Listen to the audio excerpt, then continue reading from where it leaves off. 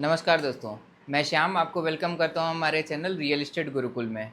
इस वीडियो में हम लोग क्या जानने वाले हैं, प्रॉपर्टी प्राइस जो होता है वो फेयर वैल्यूड है कि ओवर वैल्यूड है, इसके बारे में हम लोग चर्चा करेंगे। देखिए, प्रॉपर्टी का प्राइस होता क्या है, जो एक सेलर डिमांड कर दे वही प्राइस हो जाती है प्रॉपर्टी की। अगर मान लीजिए मेरी प्रॉपर्टी है, उसका मैंने रेट अगर मांग लिया 1 करोड़, तो उस प्रॉपर्टी की दाम कितना हो जाएगा, 1 करोड़। अगर मुझे अगर दे देता है तो। और अगर मैं सोसाइटीज़ या कहीं पे भी किसी भी एक लोकेशन पे बात करूँ, तो क्या होता है प्राइस। अगर कोई भी बंदा अगर एक बंदा अगर बेच दिया अगर प्रॉपर्टी मान लीजिए 30 लाख में, तो उस पूरे एरिया का उस टाइप के प्रॉपर्टी का प्राइस हो जाता है 30 लाख। कोई भी उससे नीचे हट के नहीं बेचना चाहता है। इसीलिए मैं आपको बताता हूँ कि प्रॉपर्टी के प्राइजेस में हमेशा टाइम करेक्शन आता है, वैल्यू करेक्शन नहीं आता है। अगर 30 लाख अगर उस पर अगर कोई अगर उनको अगर नहीं देगा, तो वो प्रॉपर्टी बेचेंगे ही नहीं। हाँ, डिस्ट्रेस सेल कभी कभार रहती है तो उससे कम में भी हो जाती है, तो डिस्ट्रेस सेल की बात मैं अभी नहीं करूँगा। इसको मैं एक एग्जांपल से मैं आपको समझाता हूँ।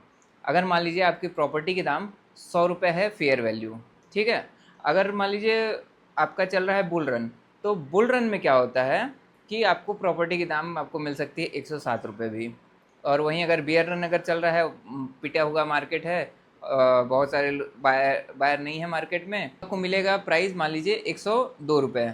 और वहीं अगर कहीं अगर डिस्ट्रेस सेल है, तो मान लीजिए 97-98 रुपये में 97 और 98 रुपीज़ में आपको मिल जाएगा आपके वैल्यू। आप पता कैसे करेंगे कि आपको 107 रुपये मिल रहा है कि 102 रुपये मिल रहा है कि 98 रुपीज़ मिल रहा है, ठीक है।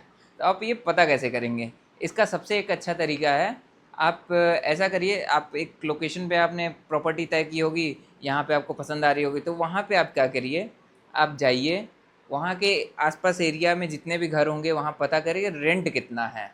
अगर आपने रेंट अगर पता लगा लिया, तो उससे आप कैलकुलेट कर सकते हैं वहाँ की रेंटल यील्ड क्या होगी आपके आपके प्रॉपर्टी की।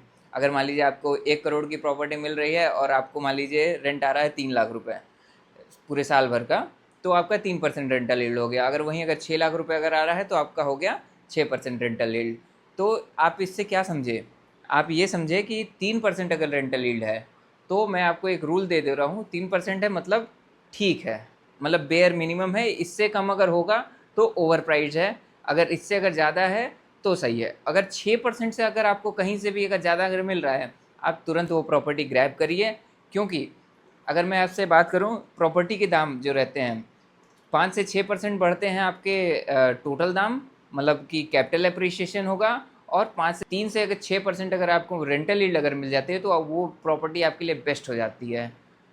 और आप कैसे रेंटल पता कर सकते हैं किसी भी एरिया का, ये तो मैंने ऑफलाइन जाके बताया आपको कि आप उस विजिनिटी में जाइए, अगल बगल के घर पे आप पता करिए। आप कमेंट सेक्शन में मुझे बताइए, अगर ऑनलाइन अगर आप रिसर्च करना चाहते हैं रेंटल की, तो वो कैसे कर सकते हैं। चलिए हम लोग आते हैं सेकंड तरीके पे। सेकंड तरीका क्या होगा, आप बन जाइए बायर। उस एरिया के जितने भी डीलर्स हों, उनसे आप कॉल पे बात करिए कि मुझे ये प्रॉपर्टी लेनी है, यहाँ का रेट क्या चल रहा है, ठीक है। तो अगर उन्होंने अगर मान लीजिए आपको रेट कुछ बता दिए, मान लीजिए 107 रुपये आपको बायर के हिसाब से कोट आपने आपको बायर के हिसाब से उन्होंने कोट कर दिया रेट। और वहीं अगर आपकी वाइफ बन जाए सेलर, सेलर बन के सेम टाइपोग्राफी की आप चीज़ उनसे आप बोले कि मैं 2 BHK बेचना चाहती हूँ, इसका प्राइस मुझे क्या मिल सकता है।